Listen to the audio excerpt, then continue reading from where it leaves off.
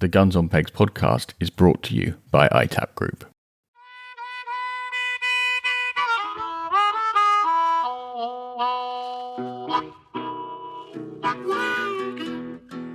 Hello and welcome to the Guns on Pegs podcast with me, George Brown. And me, Chris Horn. And today's episode is a little bit different. Back in our room in London, George, together. It's nice to be recording in person again. I think we sort of do one of these in person maybe once every 3 or 4 months, and it always feels quite novel. Yeah, it's good fun to do it. Yeah, but it's a good. We always have a good reason to do it in person. This is true. And today's a sort of kind of a special episode. Yep, indeed. Maybe you can give everyone a bit of the heads up on why. Well, I mean, the main reason is that we've got not one but two special guests with us today.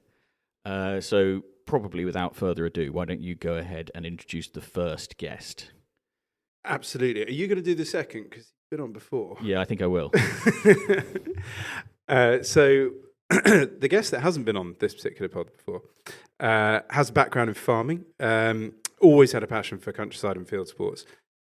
He's been an agronomist, a group secretary for the NFU, worked for Kings way back when. And he's co-founder of Oakbank Game Conservation. So this is a brand that, a name that many of those in the shooting world will know very well, dedicated to working with farmers and landowners to improve wildlife habitats. He's a regular contributor to shooting magazines, active member of the GWCT, been on the judging panel, still on the judging panel for the Purdy Awards, an all-round good egg. So put down the sack of wild bird mix, step away from the tree guard, and welcome Tim Furbank to the Guns on Pegs podcast. Welcome, Tim. Thank you very much, Chris. A very great pleasure to be here.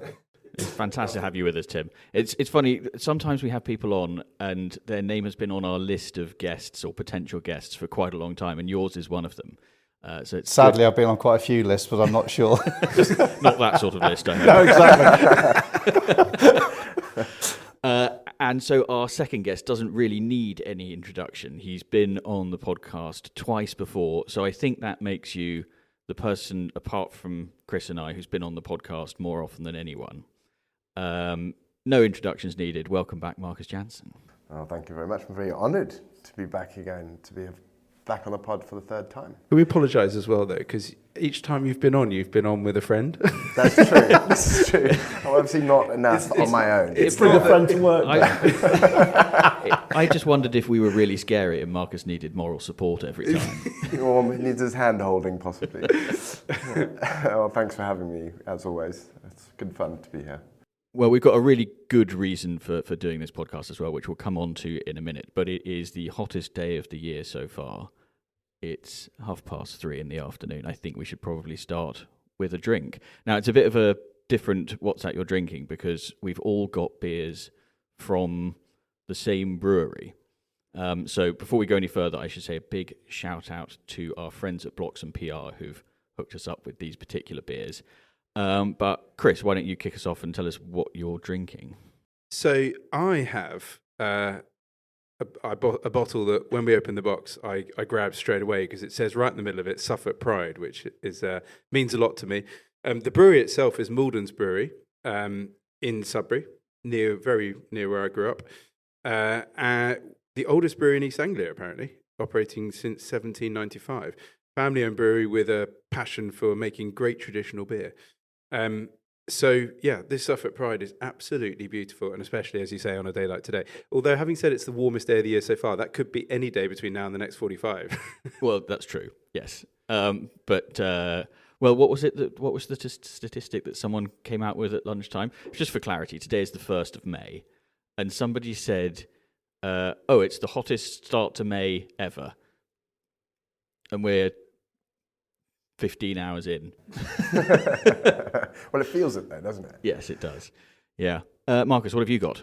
I obviously also have a beer from Malden's. Mine is called Silver Adder Pale Ale, and it's very, very pleasant. It's a little hoppy. It's got tropical notes and citrus taste, it says. It's very nice. It's nicely chilled. Thank you, George. Cheers. Cheers. Tim, how about you? So I've gone for the Blackadder Stout. I'm very fond of a pint of stout. I should be sampling an awful lot of it at the weekend in Dublin, but it's a nice start to that adventure. Yes, the Blackadder Stout gets the thumbs up. Very nice. What takes you to Dublin? We're going to watch the mighty Northampton Saints against Leinster in the semi-final of the European Cup. And if I'm not mistaken, you have a family connection to I the do, Saints. but he's not playing, but we're still going. Right. So he's going with you? Yeah, he's coming on the stout sampling weekend. Excursion. Yes. Very good. Tim's sprog, for all those listening, is George Furbank, who's done an incredible job. You must be so proud. Oh, yeah. Yeah, you can imagine. Just a bit gutted he's not playing on Saturday, really. But yeah, I mean, but just generally over the last couple of years, every time I've turned the TV on, I've seen him in whatever it is. I always think back to you, just thinking, like, as a dad, like, being there, it must be incredible. It is properly, having never been involved in anything of that, the level, when he got a professional contract, it was like pinch yourself. And then to go and play for Northampton and then play for England, it's been incredible. And then winning the Premiership last year was up there with one of the best. And also, you didn't say why he's not playing this weekend. He's injured. He hasn't been selected. No. He broke his arm actually playing against South Africa before Christmas, and they plated it, and he's then had another setback. So it's just a bit of a bummer for him, really. But yeah, there we go. That's professional sport. So before Christmas, back soonish. Oh, he should have. He came back 3 weeks ago in the quarter-final of the European Cup, but hurt his arm again. Same arm. Yeah. And he played a blinder in that game as well. But anyway, so it's a bit sort of because Leinster, because we had Leinster last year as well in the semi-final, and that was a very, very big weekend, and we nearly beat them. So you never know. Fingers crossed. Tim didn't push his son into rugby so he could have weekends in Dublin. Just to add, it's a good reason to do that. I'm not sure. Good. Well, and finally, I have got the brewery's Golden Ale. It's on the label. It says Ploughman's, but I think they must mean Ploughman's. Anyway, it's very delicious. It's gluten-free, apparently. On this one. It's gluten-free, and because the label is white writing on yellow, I can't actually read it without my glasses on, which I haven't got. But I don't really care. It's very sort of citrusy, and it's got a lovely sort of amber colour. And it's delicious. They've split Ploughman's up on two lines. Yes. Ploughman's. But the brewery in question is, I think, owned by the same guy who runs the Nedging Hall estate, which is quite a nice segue into the reason we have these two fine gentlemen with us today, because today's episode of the Guns on Pegs podcast is all about the Schoffel Countryside Awards, and I think the estate is one of the many that has been nominated for one of the awards. So perhaps, Marcus, you can kick us off. Tell us what the awards are all about. Well, the Schoffel Countryside Awards were an idea of, or I would say a collective idea. Tim had a big part to play as well. Tim and I have been judges on the Purdy Awards panel for, well, Tim longer than I have, but I've been a judge for 10 years. And I've always felt that there was room for another award that gave recognition to a wider group of people. And the Schoffel Countryside Awards really seeks to give recognition to people who are going above and beyond for wildlife conservation, habitat creation. There are 6 award categories. The main award, which we kind of loosely call our Best Picture Oscar, the main award being the Nature Friendly Farm or Estate Award. There's the Innovation in Conservation Award, the Farm Environment Partnership Award, the Wetland and Watercourse Conservation Award, the Rising Star Award, and finally the Working Conservationist Award.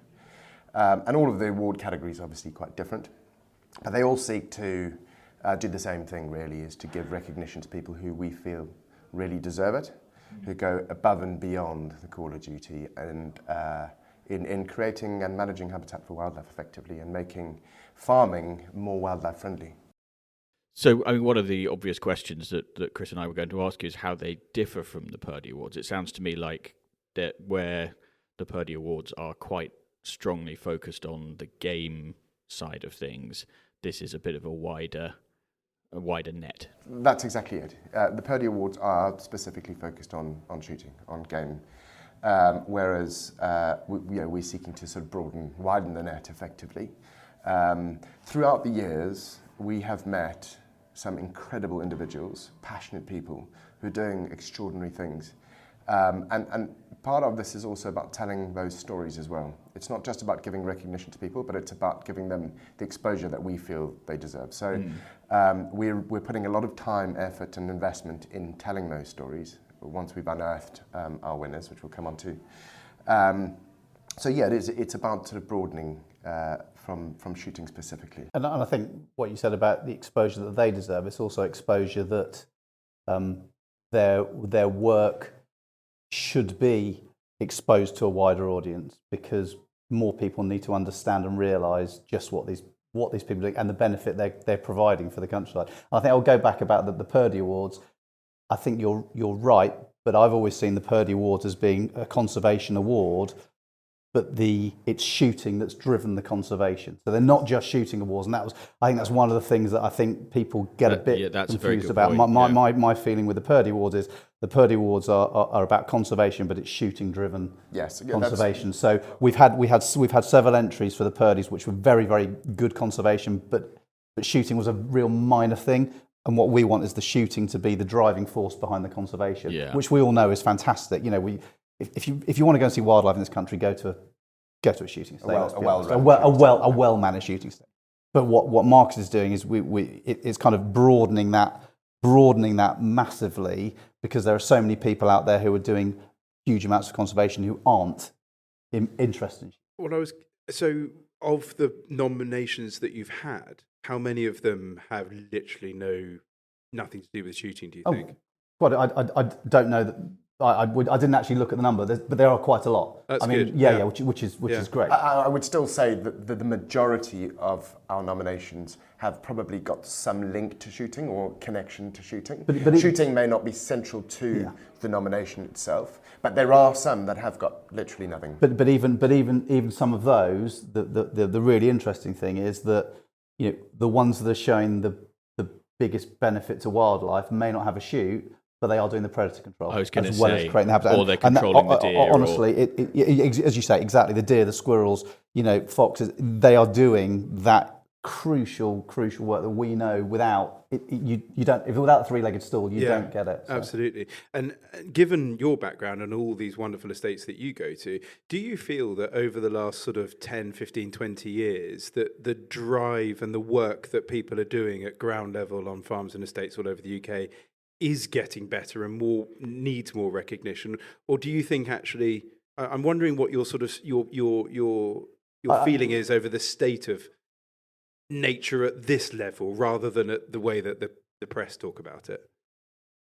And that's really why I think these awards are so important, because I think the exposure that these awards are going to get is going to get the message out there that possibly we don't get.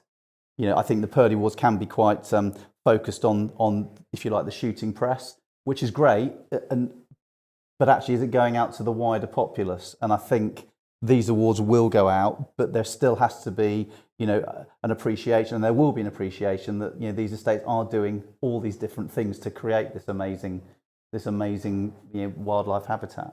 It's that three-legged stool, isn't it? Yeah, it is, exactly, yes. There's the GWCT, three-legged stool, you know, if you do it and do it well. And GWCT are quite heavily involved in the awards, right? So what is their role in the process? I'm glad you mentioned. I was literally about to say that. We must make it clear that this is in partnership with the Game and Wildlife Conservation Trust. They're a brilliant organisation. We've partnered with them at Schoffel for many years. We think they're absolutely integral to, you know, the management of British countryside. Their science provides legislators, you know, people with the evidence, the scientific evidence to know what to do or how best to manage the British countryside. And so, you know, we've always been big fans of the GWCT. Their involvement is, they are providing quite a lot of the sort of the expertise in the judging. We have several GWCT staff members as part of our steering committee and our judging panel. There will be an expert from the GWCT on each visit to all of the shortlisted right, entries. to sort of provide sort of background science for the other judges who are there who might not know what they're looking at. Exactly right. So, for instance, in our wetlands and watercourse restoration category, we will have someone from the GWCT on each visit who really knows what they're talking about and can judge it, through a slightly different lens. And the judging panel, I was looking through it earlier today. It's a big panel.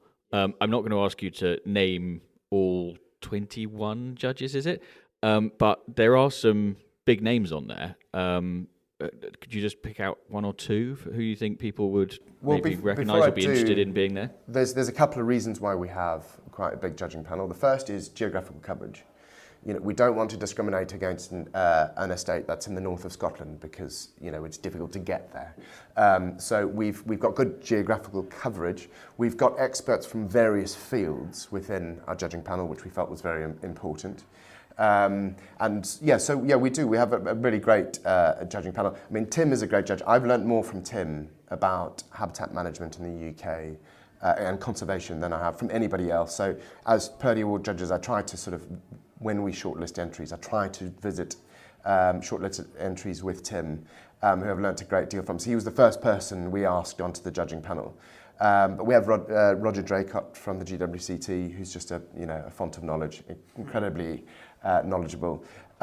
We have Owen Williams, the wildlife artist. Scribe Hounder. Is a scribe hounder, exactly. Charlie Ireland, Cheerful Charlie. Who is part of our judging panel. Dr. Alistair Leake from the GWCT, who was also part of our shortlisting committee. We actually had a meeting this morning to go through our many, many very, very good entries to try to narrow them down to our finalists, which in itself was quite a job. We'll ask you about that in a minute, I think. Yeah, Alistair was too many brilliant questions on at that. that point. I needed this beer. How long was this? It was 3 hours, and we'd initially hoped to get through all 6 categories. We managed to get through 2. But just for the benefit of anyone, I know this is going out in a few weeks, and we will have shortlisted by then. The other 4 categories we won't be shortlisting after 17 pints. Yeah. Indeed. We might as well get onto it now. So, what are you looking for in this 3-hour meeting, doing only 2 categories? I mean, go on, give us a flavour of. Well, first, how many entries for these 2 categories did you have? For the first category, the wild or nature-friendly farm or estate, I think we had over 50, and the Caliban standard is just outstanding. And how many were you trying to whittle it down to for a shortlist? Initially, we'd hoped to get it down to 3 finalists per category. We knew that in that particular category that was going to be a big ask, and it proved to be the case. We've managed to get it down to 7, and that in itself required a lot of rigorous debate and discussion. Alistair Leake was brilliant. He was very decisive and very helpful. I mean, he's so knowledgeable. So we managed to get it down to 7. But the standard, the caliber, the quality is just exceptional. So it's from all over the country and lots of different types of estate. I mean, this is one of the things. How do you compare? Yeah, that's the thing. An upland, livestock operation with 300 and acres coastal, with a 5,000. really inland. But we get asked that as well about the Purdy Awards, because how do you compare a small wildfowling project with a huge ducal estate? It's really interesting, and it's not until you can get the application in on paper and you read through it, and then you discuss and you look at some people might have noticed things about it that other people wouldn't have known, and actually it's that group discussion, and it's brilliant. You do eventually, the cream rises to the top, and you say, right, actually these are the ones that we really feel are the absolute best of the best, and we need to go and see them, because it's not actually then not till you see them that you really because you would need a lot of local knowledge or understanding of that area to understand if they talk about a particular species. Oh, that's a lot less prevalent over there to have the numbers they've got, and therefore compared to what you might be used to wherever you come from. I mean, you need a lot of knowledge in there to understand. For me, Chris, one of the key things, the key questions I ask myself with every entry is: are they doing everything they possibly can do with their 50 or 5,000 acres? That's the key question I ask. Obviously, depending on the category, there are other questions we have to ask. With a nature-friendly farming farm or estate, we have to ask, is there evidence that this is agricultural, it's run a proper farm? Is it a proper farm? Exactly. That's the first question. And then how nature-friendly is it? What are they doing? Are they doing everything they possibly can? to encourage wildlife, to create space for nature. Because presumably it's a bigger deal to be a big food producer and being epic for nature at the same time. Yeah. Yes, that's the challenge, isn't it? Well, this is the interesting thing about the word sustainability that has always slightly Yes, I wound agree me up, with you. which is that for something to be sustainable, it not only has to be environmentally sustainable, but also financially sustainable. And so whichever of these estates, they are making compromises in one direction or another. You know, there may be something that they'd love to be able to do, but doing so would mean a massive hit on the yield, so they can't, or vice versa, you know. Completely. I mean, sort of one of our straplines is it's the need to produce food and deliver for nature has never been more crucial. And so we're looking for examples where people are doing both, where they're making space for nature whilst running financially viable farming operations. Yeah. You know, in that particular category, it's a bit like I said with the Purdies, where people have entered and it's all conservation and no shooting. You know, if you've entered and there's lots about your conservation, but there's no talk of what you're farming, or it's evident that you're not really farming, then that's probably not the category. So a hardcore You know, rewilding project where they put a fence around and said It's nobody's very allowed unlikely, in, it's very unlikely unlikely to to get get through. short on in that category. Yeah. Yeah. Very interesting. I mean, I wanted to get, we mentioned very briefly before and didn't want to go into it in too much detail, but SFI is obviously quite a big deal considering, I mean, the change that, well, the farming world's had to go through in the last probably 6, where are we going? Brexit, really, from that point onwards. Yeah, loss of BPS basically. Yes, Absolutely. exactly. So all of these changes, and then given all this work that people want to do, and I imagine, given what you do, Tim, a lot of people coming into this thinking, oh, great, this is an incentive to do actually what I wanted to do in the first place, but I probably couldn't do enough of because I couldn't justify it. Yeah. It didn't work because I'm primarily had to be a food producer to balance the books and so on. What's the problem? SFI, the concept was absolutely great, that we should be making a bit more space for nature. Unfortunately, it coincided to say loss of BPS, and a lot of farms were really struggling. We had a couple of bad years, and so people were looking at it going, is this going to be the money, cheap money to get out, to help me out of a hole? The difficulty is that they came up with a scheme that lots of people looked at and went, crikey, I can really tap into this to make myself some money. So a lot of people piled in, and they hadn't really factored in how that was going to work. And they pulled the plug, as you know, overnight. And that was a massive blow, because we had a lot of schemes literally on the boil that would have been really good for nature, good for the farm, and they pulled the plug. And you know, that's a real blow financially for the farms involved. The scheme could and should have been better designed, and ourselves and various other organisations were constantly writing saying, you've made a mistake on some of this. because it was open to Because it was open, not to abuse, but it was open to wholesale. You know, we're just gonna absolutely almost park the bus with food production and go down the SFI route. They then changed it and brought in restrictions on how much you could do of certain actions, which was a good thing. But by that time, almost the horse had bolted, and the money was being used up. In effect, they sort of underestimated how popular the scheme would be, right? And it was sort of oversubscribed, and they didn't have a plan for what to do when the money ran out. The problem was as well that yeah, exactly. They hadn't really budgeted for what was going to happen. So they'd got a pot of money they hadn't realised, but all of a sudden by allowing people, you know, I mean, that was the other big thing. You know, when they pulled the plug, they were meant to give 6 weeks' notice before pulling the plug, so the people who had schemes actually in progress still had 6 weeks to go, and they didn't, because they suddenly realised if we allow this to happen, there really will be no money. we love nature as a government, but not that much. Yeah. exactly. So you know, hopefully now they've got some time to reconsider and work out what a good scheme will look like, where they can still deliver. My concern is that we're hearing talk about capping, etc., and I find that really annoying. What they should be doing is bringing down the unit cost of the action, but not capping, because if you cap at a level, it means that landscape projects don't get funded, and if you know that's ridiculous. That's an obvious mistake. Well, I would have said so. So can I just ask a follow-up question to this then? So given what you know about with your clients from Oakbank about the impacts of SFI and the entrance to the awards, how much of an impact do you think these sorts of messing around with these policies and the recent decision would have on literally the handful of candidates that you guys have been assessing this morning? Interestingly, a lot of the ones that we were assessing this morning didn't talk too much about SFI. They talked about countryside stewardship, and because at the end of the day, they were the people who were the sort of, if you like, the early adopters and the people who really wanted to do the bit for wildlife. I think SFI was targeted more at mainstream agriculture, really and what happened was there's a big adoption of people looking at it going, well, my break crops I can't make any money out of.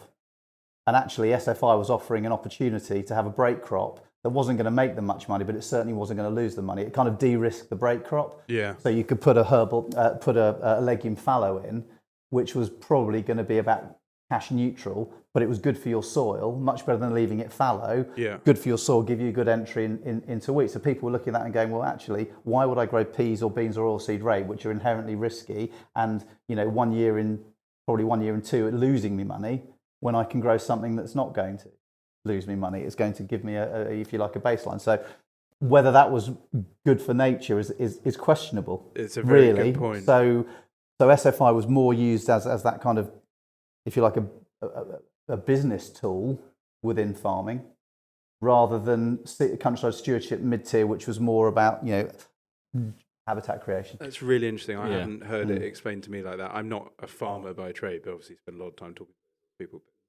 That's really interesting. I've always wondered, your Oakbank sort of has two hats in some ways. One is helping estates and farms to navigate these various schemes and what have you, and then the other is the game cropping side of things and so on.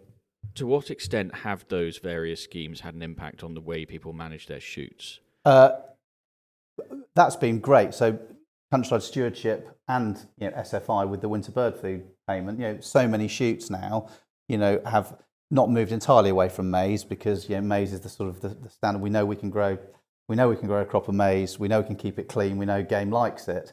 From my point of view, maize really has very, very little benefit for wildlife. And people can argue that's all they like, but I will stick to that. It doesn't have much benefit for wildlife. Whereas the winter bird food crops clearly do if they're grown properly. So a lot of shoots have said, well, why are we paying all this money to grow maize when we could actually get some money for growing these winter bird food crops? And that's been great. I think from a sustainability point of view, that's fantastic. You can always look at that, and your winter bird food crops are going to have lots of small birds using them as well as the game birds. It's such a shame that shooting doesn't have a way of incentivizing the shoot to do that. Yeah. But most forward-thinking shoots do. Well, that's the good thing. But like you were saying about the entrance to the awards, the country stewardship people, they're the people that were on the front foot in the first place because they're so passionate about it right from day one. They're not. You're never going to be great at this sort of stuff unless it's something you really, really care about. No, it doesn't matter how much money you're given. I mean, the other interesting thing about the break crops. I mean, we've had this at home where we had a drive where the field that the guns stand in had Phacelia, and the Phacelia had an unbelievable year. It was sort of chest high, and every pheasant in that drive was standing in that field rather than in the cover crop on the other side of the hedge, because they thought it was so lovely in there. They absolutely loved it. Well, actually, George, and fun enough, that is one of the things that we another, if you like, where we have a bit of a USP, is that we can talk farming and the benefits of what it might have for the farming system, but also the benefits it might have, or the negative effects it might have on game. Because everyone might think, well, if we go pile into winter cover crops and we're going to have 50% of the farm as a winter cover crop before spring barley, fantastic for the soil, fantastic hopefully for the entrance, but actually, oh my goodness me, where's the game going to be if the shooting's an important aspect of it? Likewise, you can reassure keepers that if they choose the right winter cover crop, quite a lot of it, things like buckwheat, die down at the first frost. So actually, when you release your birds, they've got somewhere to scavenge, but they stay on your farm. And then as the winter happens, they'll draw back to your covers. So it's kind of that you can really manage expectations. So when you've got gamekeepers going, oh my God, this is a nightmare, you can say, well, it won't be a nightmare. What we need to do is this. And likewise, when you have a farm manager going, well, I'm not doing that, pheasant's going to eat all this, or or this is what we're going to do, tough tips to the shoot, you can actually say, well, hang on, all you need to do is just vary that slightly, and actually you still get the benefit, and the shoot gets the benefit. And funnily enough, the partridges love being out in those absolutely. in those winter crops, and when you're bringing it in anyway, it's they're going to be there. It works really well. Yeah. Can you give us some highlights that some of the things you don't have to, obviously wouldn't want you to name any names, but some of the things that maybe like some of the stuff you've seen this morning or you've been reviewing that wouldn't suggest who that entrant was, that you think just some sort of tidbits of information about stuff that people have been up to. Oh, I mean, if you look at general things, I mean, regenerative agriculture obviously has featured quite a lot, and which is a good thing when it's where it's done well. As I say, most of them have engaged with GWCT or engaged with WAG or engaged with organisations that might actually help them. So tailor something constantly being on the front foot to go out and work out how to be better. Exactly, to be better. And some have got specific projects in mind about what they want to improve habitat for, whether it's for black grouse or curlew or and others. It's just a general, we know that I inherited the farm and it had been kind of run down and I wanted to make it better. And that making it better has involved the whole holistic approach to making it better. Planting kilometres of hedges. Yeah, planting vast numbers of hedges. Hundreds of thousands of trees. Leaving conservation headlands, leaving margins around fields. Doing the extra bit. It's all about, as I come back to that original point that I made, it's about asking the question, are they doing everything they possibly can? And we have got some entries where they are going to extraordinary lengths to create, manage habitat for wildlife. I mean, right into the minutiae, into the detail, for a myriad of species. So it may be, that a shoot does feature on this estate, but then they're also restoring the river habitat.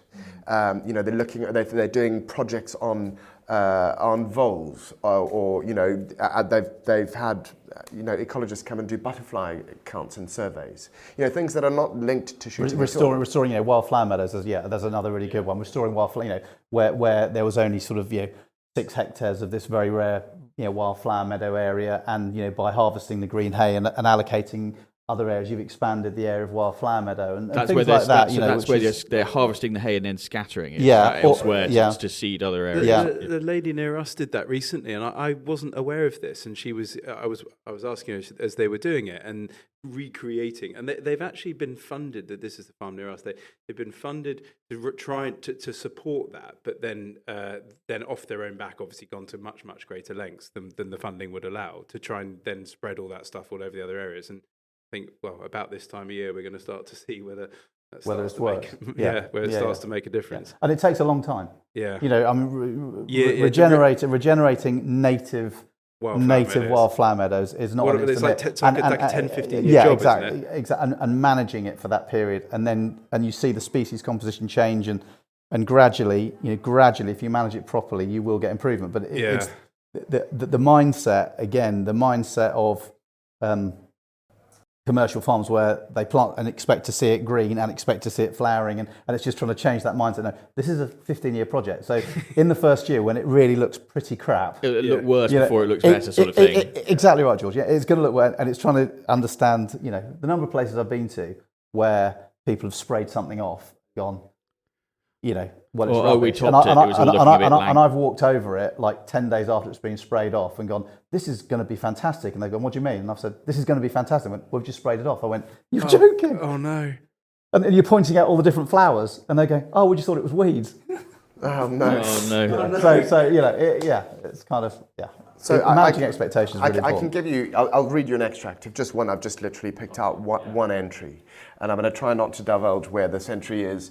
So the aim of our project has been to demonstrate that it is possible to run an economically viable farming enterprise while working in harmony with nature. This has not involved complete rewilding. Instead, we have selected certain areas of the farm and developed attractive habitat in these areas while continuing to retain productive pastures elsewhere for our beef and sheep enterprise.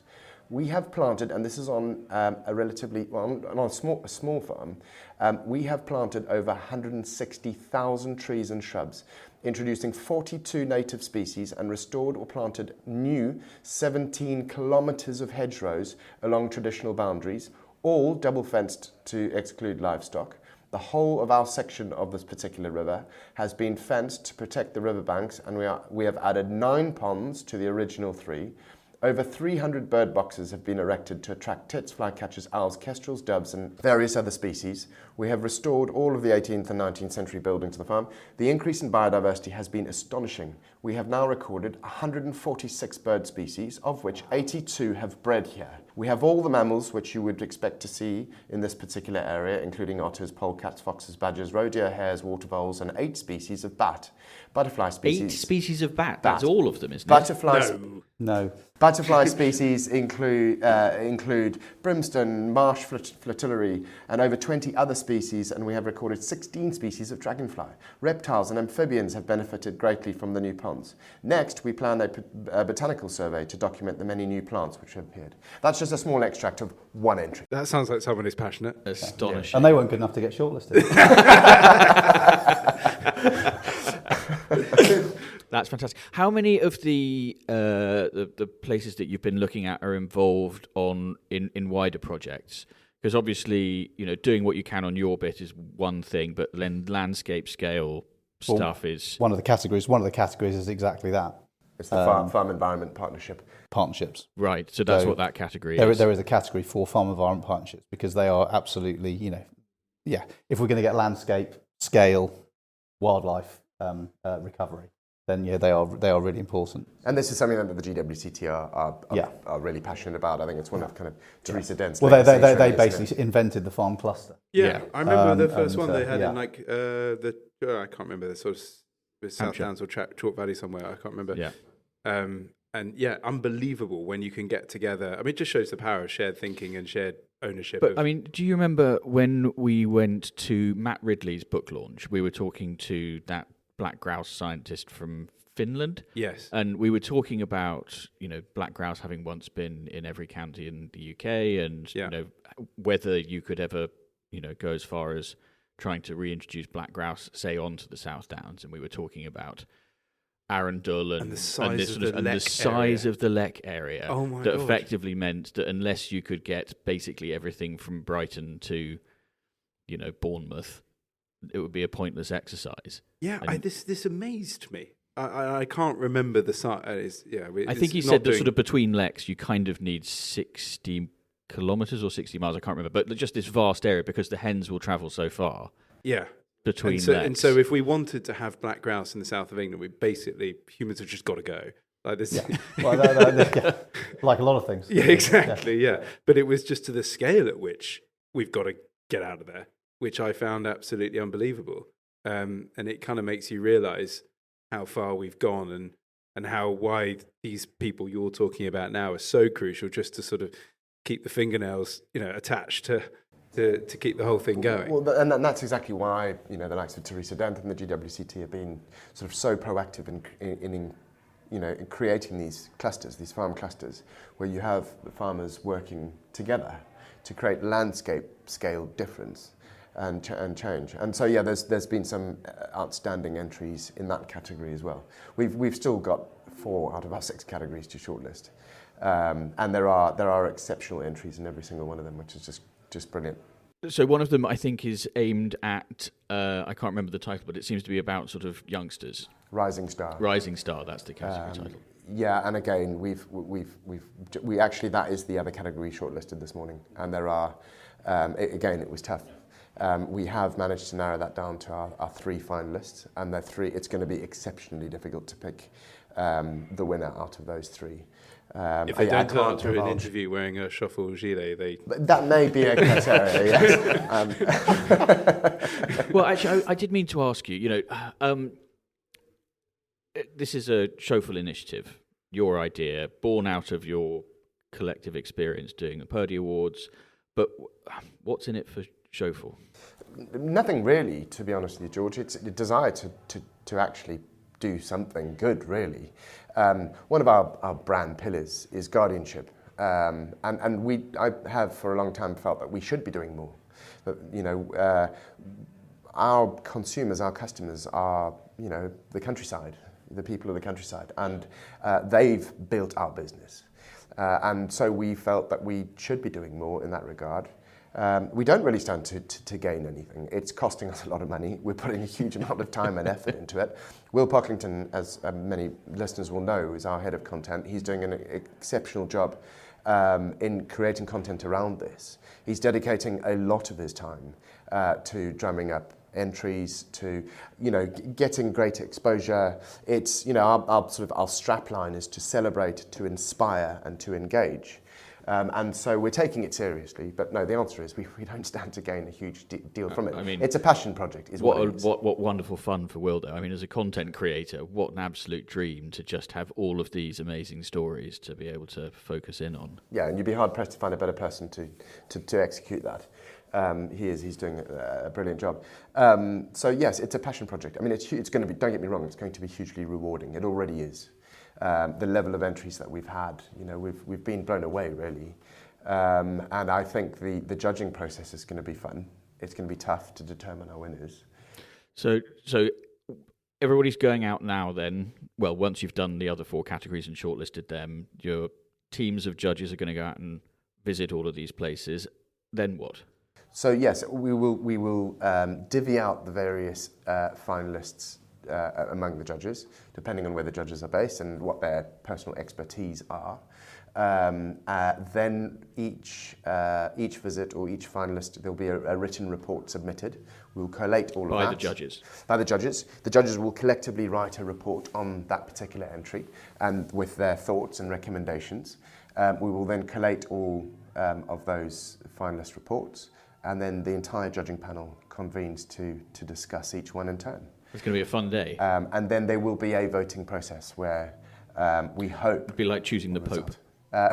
Yes, there'll be some white smoke from... locked in and... You cannot leave until you've all agreed. Yes, pretty much. That's pretty much how it's going to work. We'll need quite a few cases of Malden beer, won't we? Yes, no, it's going to be fun. It's not going to be easy. And when are you announcing the winner? And yeah, good question, Chris. The award ceremony will be taking place in London in November, the beginning of November. Oh, cool. So our invite will be in sort of October time? Yes. Lovely. Yes, you'll definitely be. I should block out the whole of November. Just in case. We're very lucky. One of our sponsors of the awards is Coots, and they have very kindly given their venue awesome. over to the hall there, yeah. But it does mean the numbers are going to be very tight, doesn't it, Marcus? Yes, it's 400 in there. VIP only. we held the landowners conference there many years ago. No, it's a smaller. It's not the main hall. It's a smaller venue. So we are genuinely going to be quite tight on space. But they have very bad luck, Chris. They have very. I'll tell you what it's like. They very kindly are covering all the costs of the actual event itself, which is great. Have you got other brands involved as sponsors who, apart from DWCT, Coots, Schoffel, obviously? Yes, we haven't yet, but we are considering having individual award sponsors. But the majority of the cost of these awards is coming out of Schoffel's marketing budget. Very good. And just before we wrap up, because we're going to go to Tim for some desert island shooting in a second. Season ahead, what this coming year, and obviously your work, Tim, on with the shoots and stuff. How's things looking as it stands with the warmest start to May and all that sort of thought in terms of the shooting season? I think from the wild bird shoot point of view, I think there's optimism. There always is at this time of year. Until it all goes horribly wrong, yeah. Everyone keep it until we get deluges in June. First week of June, I mean, there is cautious optimism. I mean, again, I don't get to hear much reports from the moors, but I think it's some and some. I think that there was a lot of... it was a bad year last year for quite a lot of them, and they haven't come out the winter, so a lot of rebuilding going on there, but I think some are fine. Certainly from the grey partridge and wild pheasant point of view at the moment, I think reasonable optimism. Everything else, I mean, from a RID perspective, bird flu is, a genuine concern. Plus, anyone who's near an SPA. Yeah, that's hit hard, hasn't it? It's really we had two shoots ring this morning who've had to close for this really? year. Yeah. Who just they've just been told you won't be able to release until the 1st of October. Yeah, exactly. And, it's unfortunately, we're up against it, aren't we? Yeah. That makes a pheasant shoot completely too many stupid decisions. Going back to what we were saying before. But no, I'm always optimistic. You've got to be. Actually, on the plus side, I was on the farm this weekend, and our cover crops that are into their, the wild bird seed mixes that are into their second year are looking fantastic. I wish more people grew 2 and 3 and 4 year wild bird seed mixes, George. I mean, it makes they may not be good for us. Actually, why am I saying that? They're not good for you sale. don't want that at all. But I do. You want everyone to grow 2 Sadly, crops a year. Sadly, one that fails, one that works. Sadly, I genuinely love seeing, because they are the best habitats. They're the ones that your birds have looked at you. They've looked after you for the season, and then you suddenly chop everything down and stop feeding them. It's like, it's not right, is it? So let's everyone should be doing a bit more, and good for insects. All the evidence is that the longer a wildlife habitat's in place, the bigger the insect build-up. So well, this is the thing. I mean, getting slightly off topic, but this is one of the issues that people have with No Mow May, which is, I suppose, topical at least, which is that you create this sort of, pollen-rich thing, and all the insects move in. You go, this is tremendous. I've arrived in heaven, and then 30 days later, the mower comes. Yeah. And birds nest in it and hatch and then get chopped up. Yeah, bloody brilliant. It is balmy, that, isn't it? Yeah. But again, it's quite scary. I was out on farm last week and we saw lapwing chicks. Lapwing chick. Yeah. And that field was about to be drilled, and you're like, holy cow, and so the keeper's madly running round with kind of flags trying to, that's quite early, that's early, isn't it? Yeah, it is early. Because that could be had such a dry March. Yeah, but even then, it's been going on forever, but I think in the old days with smaller equipment and more observant tractor drivers, probably a lot of lapwing nests didn't get run over. Skirted around. Now, when you're driving a tractor with 12-metre kit, you may be looking there, you may not be concentrating. I mean, I'm not being funny, but a lot of youngsters are on their phones. Yeah, it's GPS steered. You don't notice anything, and the carnage is horrible. It is bad. So it's difficult when you've got species that you're doing all this work for, and then one person mistake. That would be my one wish, that we could not go back, but we could maybe educate more people. Ought to be countrymen and understand that actually if I'm in a field at this time of year, these are the things I need to look out for. Yeah, good point. It would be great, but yeah. They were talking about incentivising on results a while back, weren't they? Yeah. What happened to that? Well, they did have a payment by results, and it worked, but it was too complicated to roll out, basically. But I mean, that's broadly what biodiversity net gain is in one sense, isn't it? But no, but again, it depends what the difficulty is, what the result you're looking for. If the result is the creation of the habitat, it's a bit like, lapwing plots. You only got paid if they were in a field of a certain size, without anywhere near a wood, an overhead power line, a footpath, a road, whatever. Basically, most farms maybe had 3 fields they could locate a lapwing plot on. And yet the lapwing always chose the same field, which didn't happen to coincide with what Natural England said that field should be. So you couldn't locate a lapwing plot on there.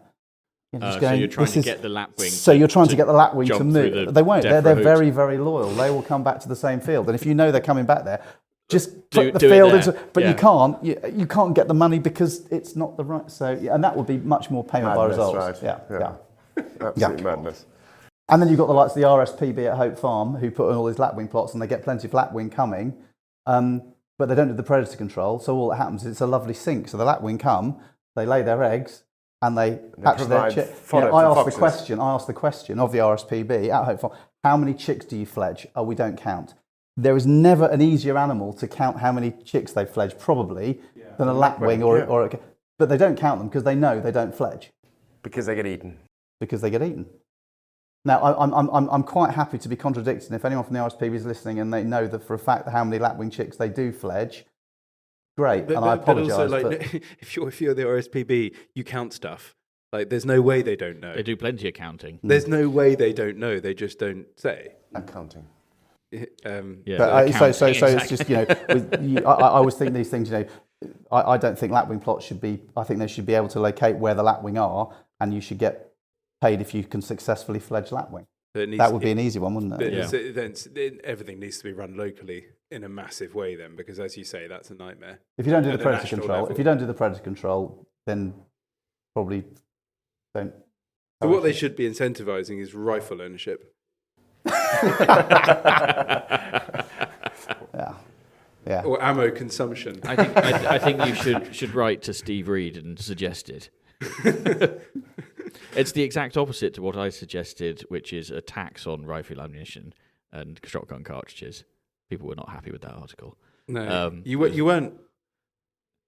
I can't remember how serious you were. You were slightly just testing the water, weren't you? But I was just, devil's advocate. Yeah, sticking my oar in. Yes, exactly. Right. Well, it's been really interesting, and I'm very excited to learn about the winners and the runners-up and all that sort of thing. I think it's a great project, so thank you for coming in to talk to us. Well done, both of you, for being involved, and well done, Schoffel, and you, Marcus, for coming up with it and investing in it. Thank you. Thanks, Chris. Yeah. But we've still got one final segment to do. Oh, God.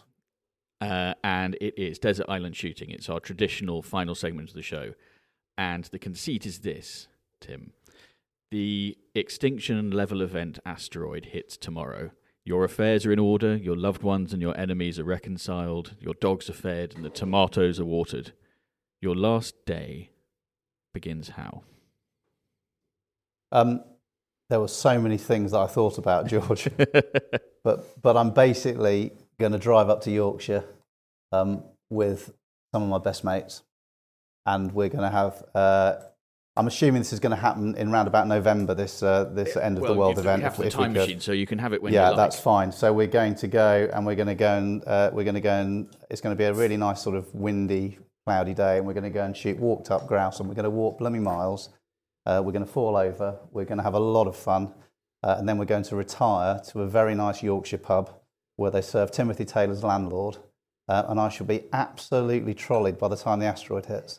Tim, how's your hip going to sort of withstand all of this yomping? Yeah, this is all hypothetical. Hypothetical, Marcus.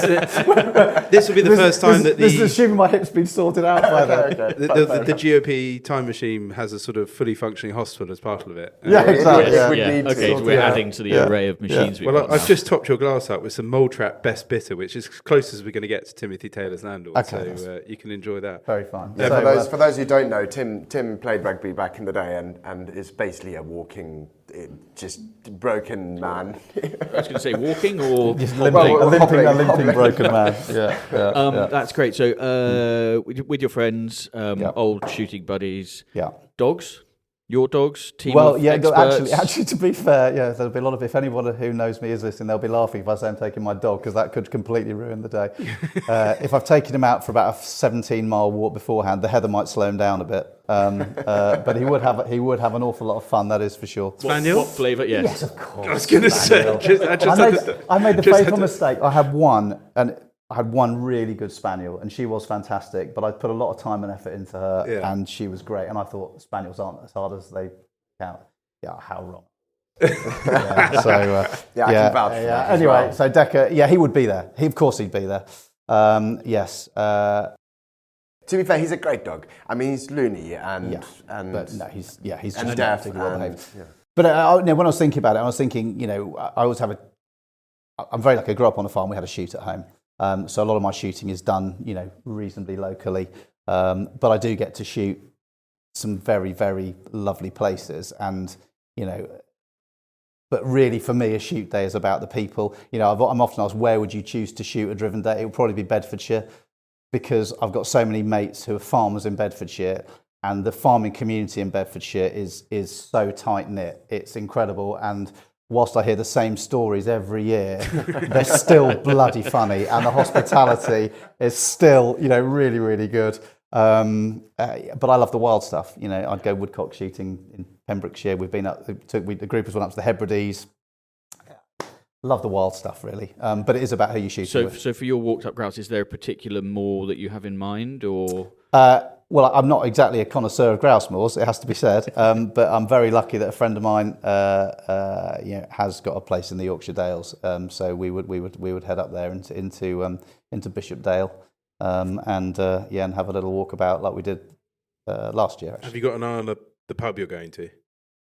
You know what? Most of those pubs in Yorkshire have a fire and Timothy Taylor's landlord or something very nice. They do, but there are some belting pubs up there, aren't there? We walked the. There's a really good book called the Inn Way. Well, there's 5 of them actually.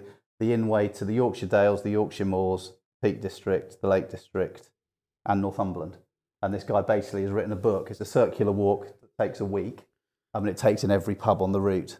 So I've done the Dales, we've done Northumberland, so we've taken a lot of pubs. So that's a pub for lunch and a pub to spend the night at? Yeah, the downside is I did it with my brother-in-law, my sadly now passed away brother-in-law, who liked a pint as well. And the rule was, if you passed a pub and it was open, you had to have a pint. And on one of the days, we passed 8 pubs. Whilst walking. And they were all open. It was a good day. That sounds like desert island shooting. You just need to do that with a gun. I'm not sure that's advisable. Yeah. Oh dear, but so that would be great. Well, that's lovely. So, Tim, you may be aware that we give all of our guests a pair of our very special, exclusive Guns on Pegs podcast shooting sock garters. So you are the latest recipient of those. They will be in the post. Very honoured. I shall wear them with pride. Please do. Very exclusive club you're now part of.